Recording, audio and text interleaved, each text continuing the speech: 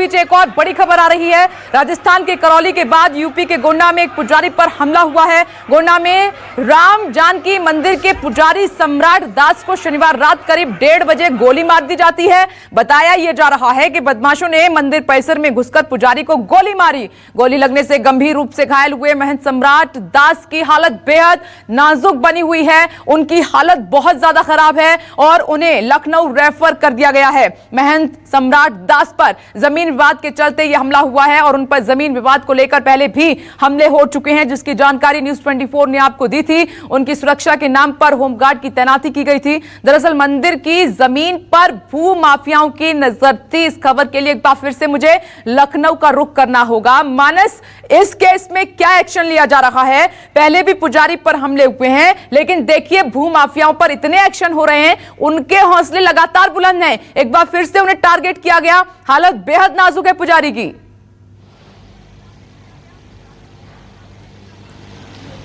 देखिए, निश्चित तौर पर जब उत्तर प्रदेश में ऑपरेशन नेस्तनाबूद चल रहा है और तमाम माफियाओं के, भू माफियाओं के, नकल माफियाओं के घर ढाए जा रहे हैं, ऐसे में गोंडा में एक मंदिर के पुजारी पर इस तरीके से जानलेवा हमला किया जाता है कि उनकी जान जाते जाते बची।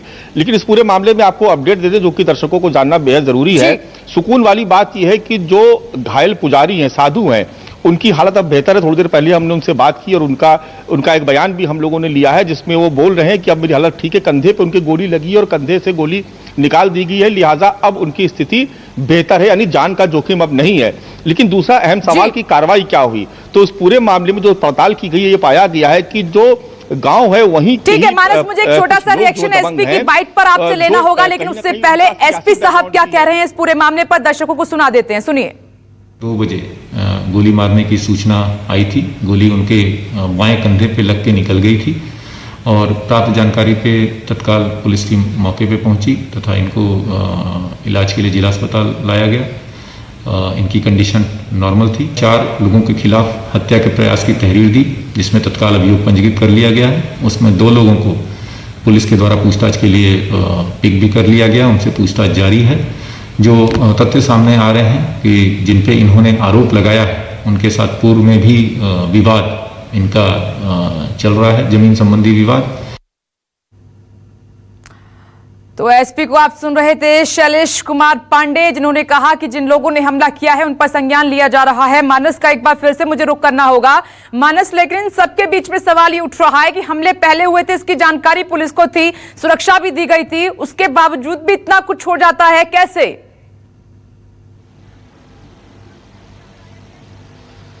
देखिए, यही तो अपने आप में बार बार सवाल खड़ा होता है कि आखिर उत्तर प्रदेश पुलिस का रसूख या इकबाल क्यों नहीं काम आ रहा है। और सरकार अपनी तरफ से बार बार दावे कर रही है कि ऑपरेशन नेस्तनाबूद चल रहा है और मकान गिराए जा रहे हैं, मकान ढाए जा रहे हैं। लेकिन ये समझना होगा कि हर जिले में जो लोकल स्तर पर जो पुलिस के अधिकारी है, उनकी अपनी जिम्मेदारी होती है। जैसे कि पहले भी जो ट्रेडिशनल पुलिसिंग थी कि हर इलाके में पुलिस के कुछ लोग हुआ करते थे, जिनको हम लोग मुखबिर कहा करते थे, कुछ उनको इनपुट्स मिला करते थे।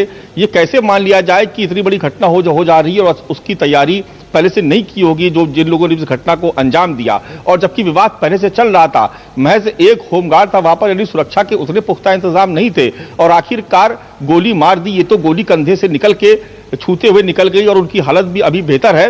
ये गोली अगर कहीं दाएं बाएं कहीं और लग जाती तो शायद उनकी जान को खतरा भी हो सकता था। तो ये समझना होगा कि पुलिसिंग का जो तरीका है उत्तर प्रदेश में, उसको बदलने की जरूरत है। बेशक आप एनकाउंटर करते रहे, बेशक आप माफियाओं के घर गिराते रहें, लेकिन जो लोकल स्तर पे जो भी भू माफिया हैं, जो भी दबंग है, उनको चिन्हित करके जब तक उनके खिलाफ कार्रवाई नहीं होगी लगातार, तब तक ये जो सिलसिला चल रहा है। बिल्कुल मानस, आपने बहुत बड़ा सवाल यहाँ पर खड़ा किया है और ये सवाल लगातार हम उठाते आ रहे हैं कि आखिर वर्दी का खौफ इन बदमाशों में, माफियाओं में क्यों नहीं है। नमस्कार, मैं हूं मानक गुप्ता। अगर आपको हमारा ये वीडियो पसंद आया हो तो इसे लाइक और शेयर जरूर करें और हाँ, हमें सब्सक्राइब और फॉलो करना ना भूलें, ताकि आप देश और दुनिया की कोई खबर मिस ना करें। तो जुड़े रहिए हमारे साथ और देखते रहिए न्यूज़ 24।